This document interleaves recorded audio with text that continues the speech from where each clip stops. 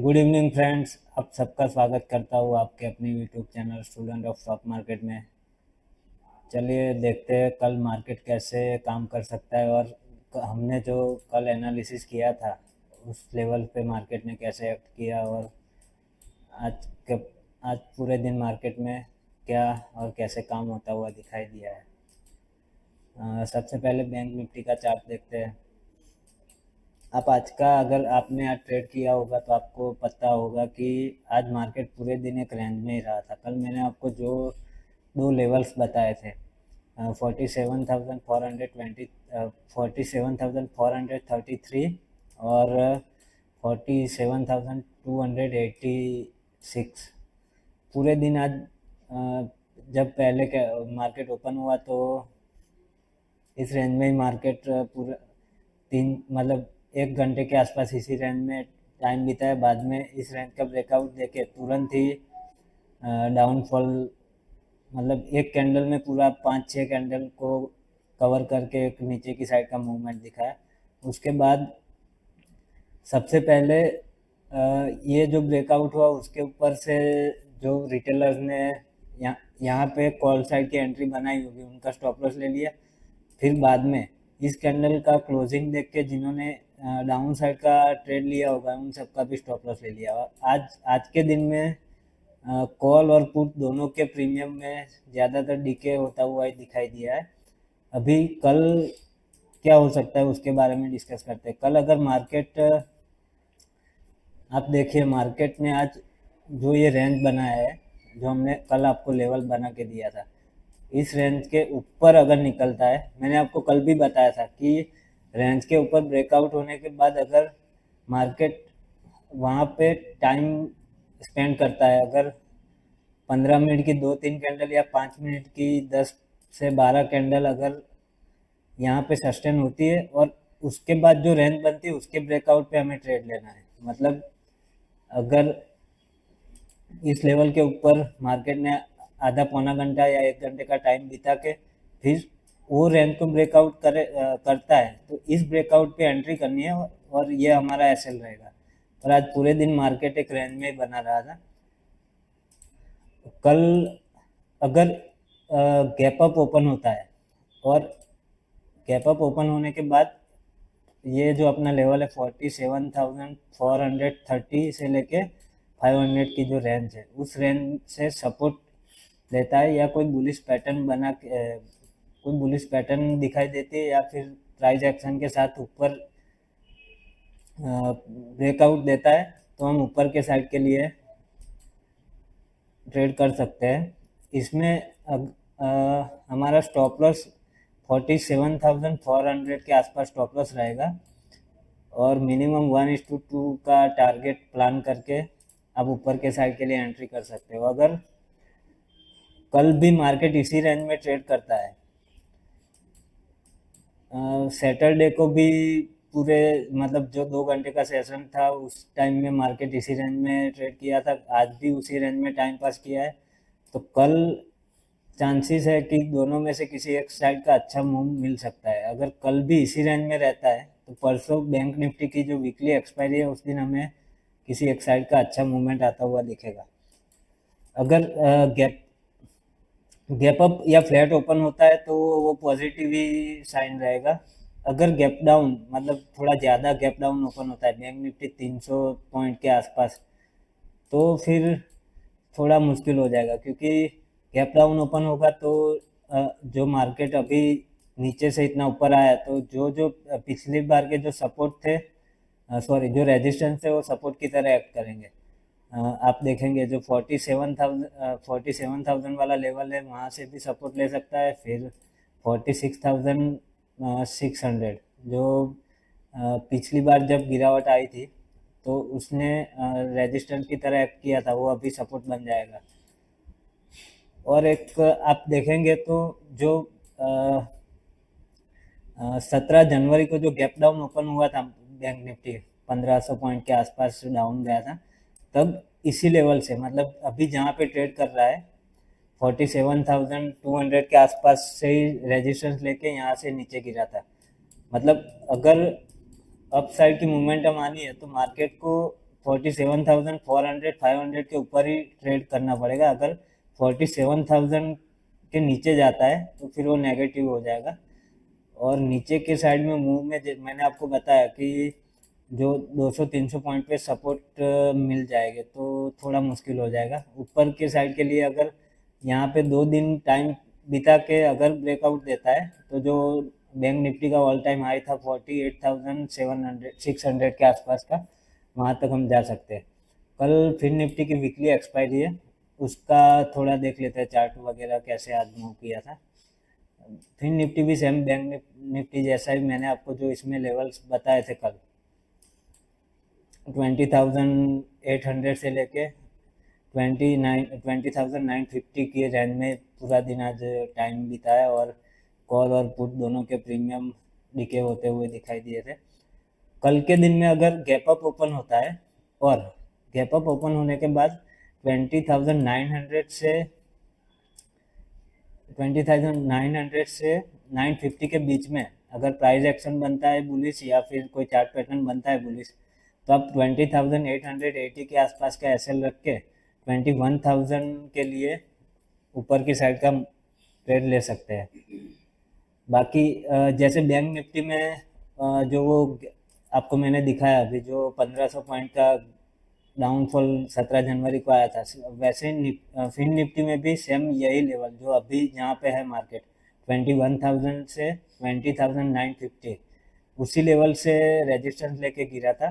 तो अभी पहली बार उस लेवल पे जा रहा है तो चांसेस है कि यहाँ से नीचे आ सकता है। पर अभी ये जो इतना नीचे से ऊपर गया है तो जो पहले जो रेजिस्टेंस की तरह काम कर रहे थे वो अभी सपोर्ट की तरह एक्ट करेंगे। तो नीचे के मूव में आपको स्ट्रिक्ट एसएल के साथ काम करना पड़ेगा।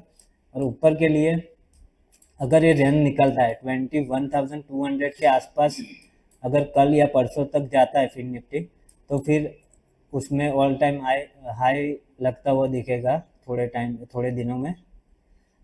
आज निफ्टी ने आज बहुत अच्छा मतलब उसमें चार्ट भी आपको क्लियर दिखेगा और पूरा एक रेंज में ही फंसा हुआ था आज। तो कल के लिए जो कल फिन निफ्टी और बैंक निफ्टी में थोड़ी रेंज बढ़ी है आज, पर निफ्टी का आप चार्ट देखेंगे तो जो हमारे लेवल्स थे कल मैंने आपको जो बताया था 20,450 से 20,350, मतलब ये 70 से 80 पॉइंट की रेंज में यार पूरे दिन ट्रेड किया था।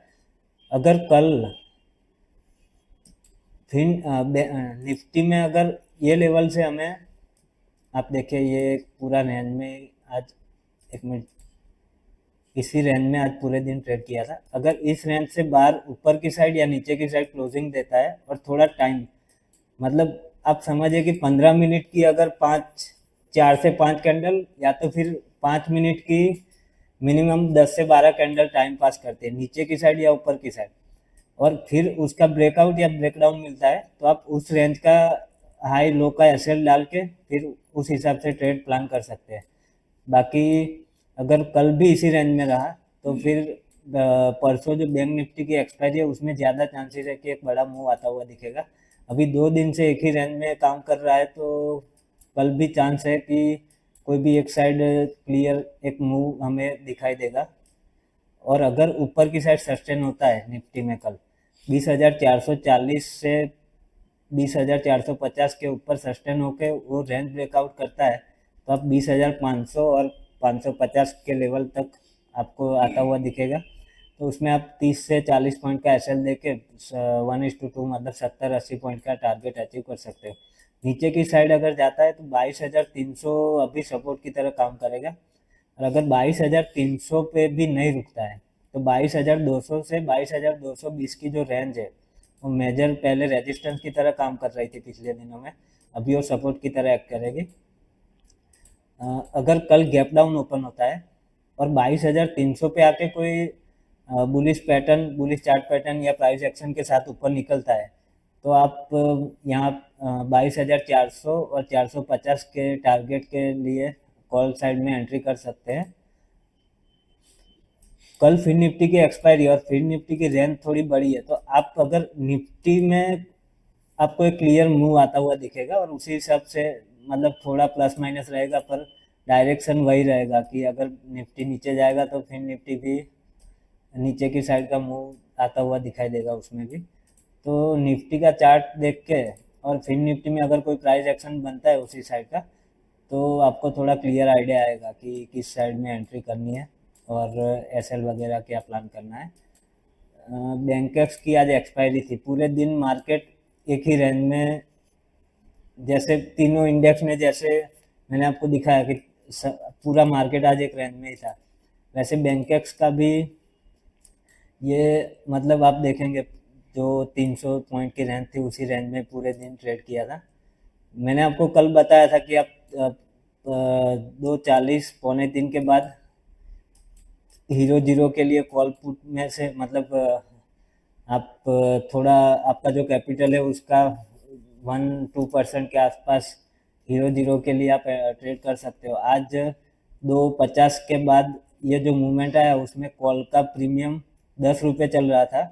कॉल और पुट का दोनों का प्रीमियम 10-10 रुपये के आसपास था।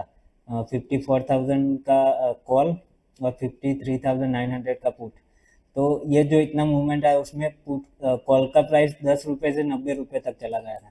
मतलब आपने अगर इधर कहीं पे कॉल और पुट दोनों बाय किए होते तो आपका एक साइड का पुट साइड वाला प्रीमियम जीरो हो जाता और कॉल साइड में आपको अच्छा खासा प्रॉफिट होता हुआ दिखाई देता। मतलब आप समझिए कि आपने 1,000 डाला है दोनों साइड, तो एक साइड का प्रीमियम जीरो हो जाता। मतलब आपका 2,000 का इन्वेस्टमेंट है तो उसके सामने आपको एक साइड का पुट वाला जीरो हो जाता और कॉल साइड वाला 7 से 8 हज़ार आप इजीली बुक कर सकते हैं, ऐसा आज दिखाई दिया था। तो हर एक एक्सपायरी में मतलब आपका जो कैपिटल है उसके 1 या 2% पे आप हीरो जीरो का रिस्क ले सकते हैं। 2:45 से 3 बजे के आसपास कॉल और पुट दोनों मतलब जिसका प्राइस सेम चल रहा हो उस स्ट्राइक प्राइस में आपको काम करना है। जैसे अभी बैंकेक्स का था तो 8 से 10 रुपये, अभी कल फिर निफ्टी का एक्सपायरी है और आपको 5 से 8 रुपये के आसपास जो प्रीमियम मिलते होंगे। अभी कल अगर 20,900 के आसपास मार्केट है तो 20,900 वाला कॉल और 20,900 वाला पुट आपको पौने दिन के बाद दोनों का प्राइस सेम ही दिखाई देगा, तो उसमें आप थोड़ा रिस्क ले सकते हो। पर मैंने आपको बताया, कल भी बताया था, आज भी बता रहा हूँ कि आपका जितना कैपिटल है उसका 1 या 1.5% ही आपको उसमें डालना है हीरो जीरो में। और कल अगर फिन निफ्टी में गैप अप ओपन होता है तो एक अच्छा ट्रेड मिल सकता है, क्योंकि गैप अप ओपन होगा तो ये जो रेंज आज की जो रेंज की अपर साइड का जो लेवल था वो फिर सपोर्ट की तरह काम करके वहाँ से ऊपर की साइड की मूवमेंट आ सकती है। अगर गैप डाउन ओपन होता है मतलब जो ये 20,800 800 से लेके 800 सॉरी 20,850 से लेके 880 के नीचे अगर ओपन होता है, मतलब 850 से 840 के नीचे, तो फिर और ये लेवल निकालता है 20,800, तो फिर आपको एक पहला टारगेट 20,700, फिर यहाँ से भी सपोर्ट ले सकता है, या फिर 20,600 से 620 की जो ये जहाँ यहाँ से जहाँ से ब्रेकडाउन दिया था 650 के आसपास से, सॉरी ब्रेकआउट दिया था, वो लेवल से भी सपोर्ट आता हुआ दिख सकता है। तो कल अगर गैप अप ओपन होता है तो एक अच्छा ट्रेड मिलेगा, बाकी गैप डाउन में आपको स्ट्रिक्ट एसएल के साथ काम करना पड़ेगा। बस आज के लिए इतना ही, कल मिलते हैं।